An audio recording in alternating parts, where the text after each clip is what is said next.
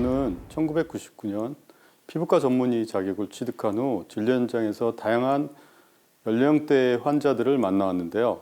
제가 오랜 기간 진료를 하면서 느낀 점은 같은 나이여도 피부 노화는 똑같은 모습으로 나타나지 않는다는 것입니다. 따라서 항노화 치료는 단순히 유명한 시술을 받는 게 아니라 내 피부가 어떤 이유로 변화하고 있는지 정확히 파악하는 것에서 시작해야 됩니다. 49세 여성 환자였는데요.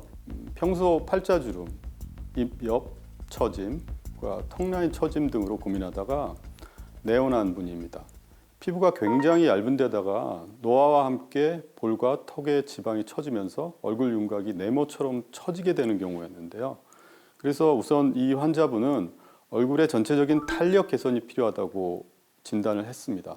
이 환자분의 경우는 피부 겉은 타이트하게 조여주고 피부의 깊은 속의 지방층을 수축시켜서 윤곽까지 정리할 수 있는 단극성 고주파 레이저가 필요했는데요.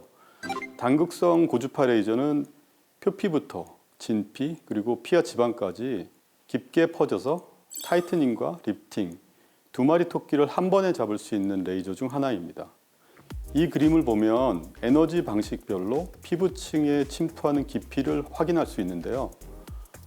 단극성 고주파 열이 피부층을 자극하면 콜라겐이 수축되면서 볼과 턱 라인이 타이트하게 붙는 느낌을 바로 받을 수 있고, 본격적인 변화는 시술 후 2주에서 한 달 정도 지나면서 나타나기 시작합니다. 또 단극성 고주파 치료와 함께 지방세포만 파괴하는 레이저로도 병행했는데요. 음압으로 피부를 잡아당긴 상태에서 고주파 열을 주게 되면 지방세포가 파괴되면서 심술보나 이중턱처럼 무겁게 늘어진 부위를 정리하는 데 아주 효과적입니다. 여기에다가 바늘이 없는 공기압으로 두피 쪽의 진피에 약물을 넣어주는 시술을 통해 아래에서 무거운 살을 정리하고 위쪽 두피에 닷을 내리듯 꽉 끌어당겨 주니까 칼을 대지 않고도 처진 얼굴이 확 올라붙는 결과를 얻을 수 있습니다. 치료 후 사진입니다. 어떤가요? 여기가 여기 턱이 사각턱이 없어지셨는데요? 그리고 팔자랑 여기 마리오네트 주름 여기도 올라가고 와 굉장히 타이트해졌어요. 이처럼 리프팅 치료는 개인마다 다른 피부 노화 원인을 찾아서 해결해 주는 것이 치료의 핵심입니다. 그래서 처졌으니 리프팅 하나 받으면 된다는 방식으로 접근하기보다는 이 환자의 사례처럼 다양한 치료 방법을 통해서 단계적으로 개선하는 것이 효과적입니다. 근데 이제 사람마다 피부 상태가 다 다르다 보니까 레이저도 종류가 많은데 좀 그 피부 타입에 따라서 맞는 레이저가 있을 것 같아요. 저는 항노화 치료가 필요한 환자분들을 진료할 때 4가지를 중요하게 봅니다. 첫 번째, 피부 두께입니다. 피부가 얇은 경우에는 피부 상태에 맞는 적절한 에너지 조절이 필요합니다. 예를 들어 진피층이 얇고 피하 지방이 거의 없는 타입인 분들께 울땡땡 같은 하이프 시술은 권하지 않습니다. 하이프 시술은 초음파 에너지를 스마스층 약 4.5mm 깊이에 45도 온도 이상으로 집중시켜서 조직을 수축시키는 원리인데요. 보호해줄 지방층이 얇다면 그 에너지가 오히려 얼마 안 되는 지방을 녹여서 볼 페임을 만들 수 있습니다. 한 번 페인 볼은 되돌리기가 정말 어렵습니다. 반면 피부가 얇은 경우 고주파 시술을 선택하고요.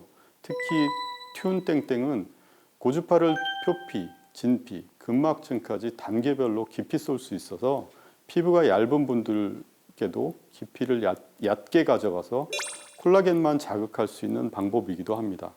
둘째, 지방의 양과 분포도 눈여겨보는 편입니다. 얼굴의 처짐의 원인이 지방의 증가인지 반대로 볼륨 감소 때문인지에 따라서 치료 방향이 완전히 달라질 수 있기 때문입니다. 세 번째는 처짐의 깊이인데요. 피부 표면의 변화인지 더 깊은 구조적인 변화가 있는지에 따라서 치료법이 달라질 수 있습니다. 네 번째는 환자분의 생활 패턴과 원하는 결과입니다. 빠른 회복이 필요한지, 자연스러운 변화를 원하는지에 따라 치료 계획은 달라질 수 있습니다.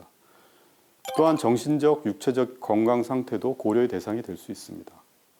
근데 선생님, 평소에 피부 관리를 이제 꾸준하게 하면 좀 젊어 보이잖아요.